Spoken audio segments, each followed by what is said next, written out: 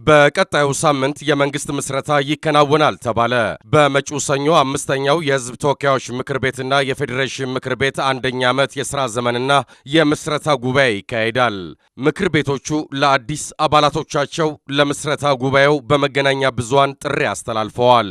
የምክር ቤቶቹን የጋራ የምስረታ ጉባኤን የኢፌዴሪ ፕሬዝዳንት ዶክተር ሙላቱ ተሾመ በንግግር ይከፍታሉ ተብሎ ይጠበቃል።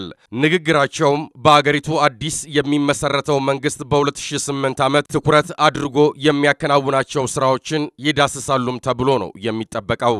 የህዝብ ተወካዮችና የፌዴሬሽን ምክር ቤት በዕለቱ አፈ ጉባኤያቸውን ይመርጣሉ። የህዝብ ተወካዮች ምክር ቤትም ለሚቀጥሉት 5 ዓመታት አገሪቱን የሚያስተዳድረውን መንግስት በጠቅላይ ሚኒስትርነት የሚመሩትን ይመርጣል። በአምስተኛው አጠቃላይ ምርጫ የኢትዮጵያ ህዝቦች አብዮታዊ ዲሞክራሲያዊ ግንባር ኢህአዴግ መንግስት ለመመስረት የሚያስችለውን በቂ መቀመጫ በምክር ቤቱ በማግኘቱ ፓርቲው ለጠቅላይ ሚኒስትርነት እጩ ያቀርባል ተብሎ ይጠበቃል።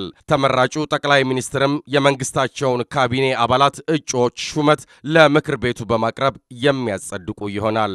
ዘገባውን ያደረሰን ፋና ብሮድካስቲንግ ኮርፖሬት ነው።